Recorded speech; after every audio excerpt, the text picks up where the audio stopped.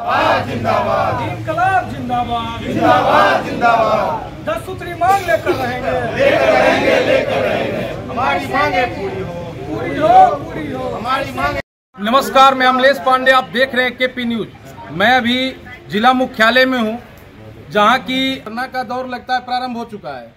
सभी विभाग में बारी बारी से अनिश्चितकालीन धरना पर जा रहे हैं। अब इसका क्या कारण है ये तो ही बता रहे हैं कि इनका 10 सूत्री मांग है, जिसको लेकर के पिछले 3 दिनों से ये लोग अपने अनिश्चितकालीन धरना पर बैठे हुए हैं। इससे क्या कार्यालय पर असर पड़ रहा है, आम लोगों पर क्या असर पड़ रहा है, क्या कार्य प्रभावित हो रहा है और इनकी मांग क्या है, इन सारी चीजों से मैं आपको अवगत करवाता हूं। फिलहाल मैं बतला दूं आपको कि यहाँ जो बिहार अनुसचिवीय कर्मचारी संघ के द्वारा जो ये रखा गया है, इसमें अध्यक्ष सतीश कुमार सिन्हा है, उपाध्यक्ष रवि रंजन जी हैं, सचिव सुरेंद्र कुमार है, कोषाध्यक्ष मनोज कुमार है, युवा अध्यक्ष ऋषभ रंजन है, प्रवक्ता कुणाल कुमार हैं, महिला मोर्चा से सुलक्षणा पंडित हैं, कार्यकारिणी अध्यक्ष शंभू कुमार, मीडिया प्रभारी राम संजीवन चौधरी जी हैं। इन सारे लोगों के नेतृत्व में यहाँ ये चल रहा है कार्यक्रम। मैं इनसे रूबरू करवाता हूँ कि आखिर इनकी क्या मांग है, 10 सूत्री मांग में क्या सब अहम पॉइंट है जो इनको जरूरी है, या फिर अभी चुनाव को लेकर के ये सब प्रक्रिया चल रही है। मैं इससे पर्दा उठाता हूँ और सीधा मिलवाता हूँ आपको। सर नमस्कार जी, अपने शुभ नाम? मेरा नाम हुआ राम जी, आप भी अनिश्चितकालीन पर हैं? मैं बिहार राज्य और राजपत्रित कर्मचारी महासंघ जिला शाखा लखीसराय का जिला मंत्री हूँ। और मुझे जानकारी मिली आप लोग के न्यूज के द्वारा, तो मैं आज धरना स्थल पर आकर सभी साथ रहे। क्या मांगे हैं इनका, क्या प्रमुख सब? मांग तो हमारे अध्यक्ष जी बता देंगे। अच्छा, चलिए, आप इनका सहयोग प्रदान कर रहे हैं? हाँ, सहयोग करेंगे। दुनिया का कोई भी मजदूर कहीं भी लड़ता हुआ उसकी लड़ाई समझी जाती है। देखिए, हम अध्यक्ष जी से सीधा आपको मिलवाते हैं कि क्या बता रहे हैं। अध्यक्ष जी, आपका 3 दिन से चल रहा है स्ट्राइक, क्या? तो क्या सब मांग है आपका? प्रमुख मांग बतलाइए। प्रमुख मांग ये है कि वेतन विसंगति, सबसे पहले वेतन विसंगति में जो है सुधार किया जाए। दूसरी बात क्या है कि हम लोग का जो पद सोपान है, प्रमोशन का जो है, उसमें भी जो है हम लोग को विकल्प किया गया है। और हम लोग राजपत्रित चाहते हैं कि हम लोग का जो प्रमोशन हो राजपत्रित में हो और हम लोग का 1600 ग्रेड पे लास्ट हो। जैसे कि हम लोग का सबसे स्टार्टिंग होता है स्टार्टिंग वो तो आता है नीम वर्गीय होता है। अब नीम वर्गीय कहाँ से ये सब आ गया? अरे जब बहाली 94-95 में हमारी सहायक करके बहाली होती है। सहायक मतलब असिस्ट करने का, जिलाधिकारी को असिस्ट करना है, वीडियो को असिस्ट करना है, सी को असिस्टेंट करके शब्द आया। अब लिपिक का शब्द कहाँ से बीच में घुसा दिया गया? अब नीम वर्गीय लिपिक, नाम में सुनने में नीम मतलब सबसे सब छोटा लिपिक। सहायक का पद होना चाहिए, सहायक का पद में भी जो है प्रमोशन होना चाहिए, मैंने अपर ग्रेड सहायक होना चाहिए। उसके बाद प्रधान सहायक होना चाहिए, सहायक प्रशासनिक पदाधिकारी होनी चाहिए, और इसको राजपत्रित कर करके अपग्रेड कर करके अब हमसे नीचे जैसे राज्य कर्मचारी योगदान करते हैं। राज्य कर्मचारी जो जिसमें हम योगदान किए थे 1288 स्केल में, वो 975 स्केल में स्टार्टिंग बहाल किया था। आज हमारे ही संपर्क के जो है वो सीओ बने हुए, 8-9 साल से सीओ बने। मुंगेर में हमारे मित्र हैं, सीओ बने हुए। हम लोग का कोई प्रमोशन का कोई आगे का कोई पावर न प्रमोशन दिया जाता है। इस तरह से एक ही स्टेट में 2 प्रकार का 3 प्रकार का जो पद्धति जो धारा बह रही है, इसको चाहते हैं कि इसको समान करें। सरकार देखे, अपने स्तर से देख करके इसको विचार करे कि क्या सही है क्या गलत है, हम लोग को क्या बनाया गया है। कोई तरह का पावर नहीं दिया गया। इतनी बड़ी विसंगति जो है, इसका क्या मूल कारण हो सकता है? इसका मूल कारण यही है कि जो हम लोग का संपर्क जो है वो कम सीमित है। अब जैसे शिक्षक लोग का हम लोग से ज़्यादा संख्या, ब्रॉड संख्या, तो इसलिए उसकी मांग को तो पूरी की जाती है और हम लोग का मांग को जो है नजरअंदाज किया जाता है। और हमारे ही सहयोगी हम लोग में जो है कोई सचिवालय संघ है, कोई ये संघ है, वो संघ का जो है ज़्यादा संख्या शिक्षकों में भी है, पूरा एक हड़ताल होता है, पूरा होता है। तो इसलिए करके इस चीज़ को इस बार हम चाहते हैं कि सरकार अपने से ध्यान दे और ध्यान दे करके देखे। अब देखिए सेंट्रल में जो है बोनस मिलता है, हम लोग को पहले से बोनस मिलता था, बीच में बोनस बंद हो गया। इस प्रकार से धीरे धीरे करके राजपूत कर्मचारी को ग्रस्त किया जा रहा है। अब बताइए, यहाँ कलेक्ट्रेट बने हुए 30 साल हो गया, लेकिन यहाँ किसी भी शाखा में देखिएगा 98% शाखा है जिसमें कोई अपना पद नहीं है। पंचायत में है, आपूर्ति में है, स्थापना में है, उसके बाद खोजिए कहीं पर कोई सीट सेंक्शन नहीं है, सब लोग डिप्टेशन होकर काम कर रहे हैं। डिप्टेशन है, जब पद आप बना दिए, कलेक्ट्रेट बना दिए, तो सबको सेंक्शन कर दीजिए, हर पद को सेंक्शन कर दीजिए। ये सब बहुत सारे हम लोग की कठिनाई है। अब जितने हम लोग बाहर से स्टाफ लोग आते हैं यहाँ पर ट्रांसफर करके आते हैं, उसके रहने के लिए आवास नहीं है। ये सब सारी मांगों को हम लोग दिए हैं। अब 2400 से 2800 बेड पे करने का हम लोग डिमांड किए हैं। अब सरकार देखिए इस पर विचार कर रही है। ये आंदोलन तो पूरे बिहार में चल रहा है। पूरे बिहार में आंदोलन चल रहा है और बहुत मजबूती से चल रहा है, बहुत मजबूती से चल रहा है। और इस बार हम चाहते हैं कि ये सारी विसंगति को सरकार कम से कम देखे अपने से और इसको सॉर्ट आउट कर करके हम लोग की मांग को पूरा करें। तो इससे पूर्व में भी तो आपका स्ट्राइक चला है? नहीं, इसके पूर्व में जो स्ट्राइक हुआ था, उस स्ट्राइक में जो है कुछ ऐसी बातें आई थी बीच में, जैसे सप्तम वेतनमान, छठा वेतनमान में, तो उसमें हुआ था कि सेंट्रल के साथ बिहार सरकार की फाइट हो गई थी कि जो हमारा पद सोपान है वो सेंट्रल में नहीं था।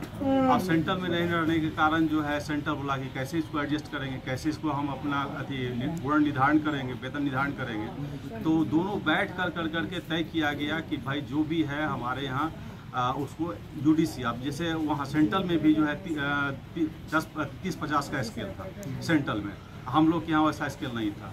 तो उस लेकर जाकर के दोनों में एडजस्ट करने के बाद हम लोग बिहार सरकार ने मान लिया चलो सष्टम वेतन में इसको डाल देना है, सबका वेतन जो है फिट कर देना है, तो फिट कर दिया गया। तो उसमें ज़्यादा हम लोग इसको विरोध नहीं किए थे, क्योंकि हम लोग को सेंट्रल वेतन मान लेना था, इसलिए विरोध नहीं किए थे। लेकिन अब की बारी है, अभी हम 100% चाहते हैं कि सरकार हमको देखे, आज सुने और समझे और हम लोग को उस मांग। तो अभी नहीं लग रहा है कि वो चुनाव का भी समय है, महाअभियान क्या सब चल रहा है आपके जिला में, तो बहुत सारे कार्य प्रभावित होंगे, तो क्या लगता है आपको इस समय में इस ढंग का स्ट्राइक करना आपका? देखिए, हमारे बिहार में जो है एक साल छोड़ करके हर साल चुनाव, पिछले साल लोकसभा हुआ, इस साल विधानसभा होगा, फिर आगे जो है पंचायत चुनाव, फिर नगर पालिका चुनाव।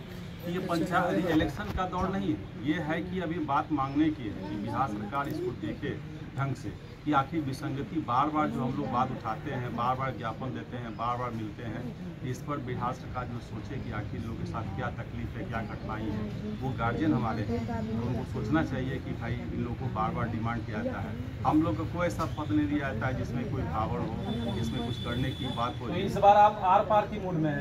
निश्चित रूप से हम लोग आर पार के मूड में है कि इस बार जो है हम लोग अपनी मांग को मनवा कर रहे हैं। चलिए, धन्यवाद। देखिए, ये संघ के अध्यक्ष हैं यहाँ के, और ये स्पष्ट करें कि इस बार हम आर पार की मूड में हैं, चाहे जो हो फैसला होकर रहेगा। लेकिन हमें अब आगे तो आपको दिखाऊंगा कि आगे इनका क्या रणनीति रहता है या नहीं रहता है।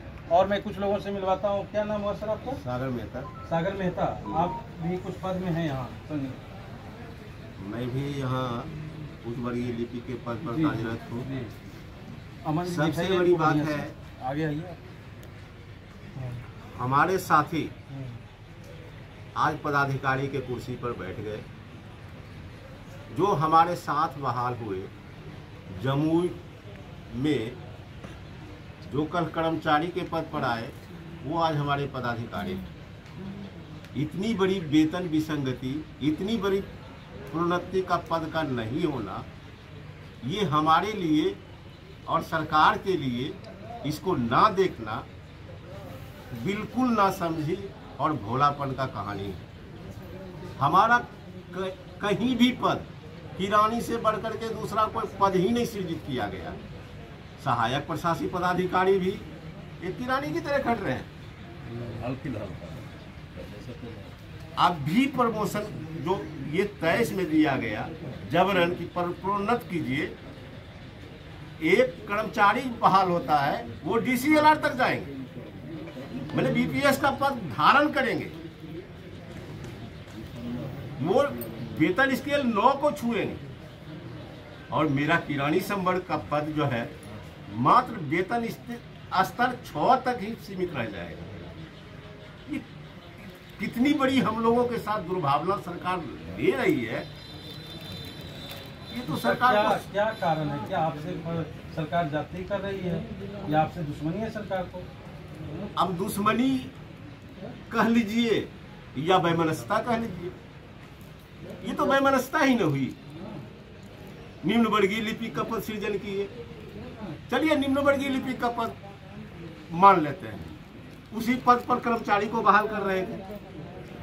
उसके बाद उसको आरओ बनाए, उसका फर्स्ट प्रोन्नति आरओ होगा जो एक पदाधिकारी का पद है। हमारी फर्स्ट प्रोन्नति आरओ की तरह पद में क्यों नहीं हो? हम क्यों किरानी का किरानी 4 प्रमोशन के बाद भी रह जाए? ये सरकार की जो भी नीति नहीं कौन क्या है? इनकलाब जिंदाबाद, इनकलाब जिंदाबाद। उसके बाद देखिए, किरानी शब्द बड़ा अच्छा होता है। कार्यालय का अगर मेन बेस पॉइंट अगर कोई है तो किरानी होते हैं, लेकिन इनका कहना है कि हमारे साथ ही जो व्यक्ति बहाल होता है, हमारे नीचे बहाल होता है, वो पदोन्नति करके आगे चला जाता है, मैं किरानी पद ही पर ही रह जाता हूँ। ये बहुत बड़ी विसंगति है। इन सारी बातों को लेकर के मैं आपको मिलवाता हूँ। उपाध्यक्ष हैं हमारे रवि रंजन जी, क्या बता रहे हैं? रविशंकर, आइए रविशंकर जी, क्या बोल रहे हैं बताइए रविशंकर। धन्यवाद अमृत साहब। बताइए। सारा बात तो सतीश साहब अध्यक्ष महोदय रख चुके हैं। जी जी। हम लोग जो है सो मूड बना लिए पूरा 9 तारीख से पूरे जम के हड़ताल पर हैं, और जब तक हम लोग की मांगें पूरी नहीं होती हैं। लगता है रक्षाबंधन करके पूरा मैंने सुरक्षित होकर बैठ गए हैं। नहीं, रक्षाबंधन हम लोग नहीं थे, सुबह से यहाँ बैठे हुए हाँ, वही रक्षाबंधन से ना आप शुरू किए हैं। हाँ, 9 कुछ न कुछ तो है आंदोलन में दम। हाँ, आंदोलन में दम है। कि हम लोग पूरा सुरक्षित हैं। इस बात के गवाह है सारे कर्मी, देखिए आपके सामने में। हाँ बिल्कुल बिल्कुल। तो हम लोग को जब तक मांगे पूरी नहीं होती है हम लोग इसमें डटे रहेंगे। इस बार कोई उपाय नहीं है, कोई उपाय नहीं है। कोई वार्ता नहीं चलेगा। वार्ता चलेगा, वार्ता करें तो हम लोग तो वार्ता के लिए बैठे हुए हैं। तो फिर वार्ता चलेगी तो फिर एक पदोन्नति आपको दे दिया जाएगा, बस फिर आप उसको मांग धीरे धीरे मांग ले। हम 10 में अगर एक आध मांग आपका पूरा हो जाएगा तो फिर नहीं, 10 के 10 मांग लेते। 10 में 10 एकदम चाहिए। चलिए धन्यवाद। देखिए, जो भी हो, जो भी व्यक्ति अगर यहाँ जो बैठ रहे हैं, यहाँ जो अभी हम वार्ता सुन रहे थे, उससे ये स्पष्ट होता है कि इनकी मांगे कहीं न कहीं पूरी तरह से जायज है। अगर सारे लोगों को पदोन्नति का लाभ मिलता है तो इनको भी मिलना चाहिए, क्योंकि ये लोग बहुत ही पहले क्या अधिक ग्रेड पे पर बहाली हुआ है, और ये मेन पॉइंट होते हैं, एक कार्यालय के मेन पॉइंट होते हैं।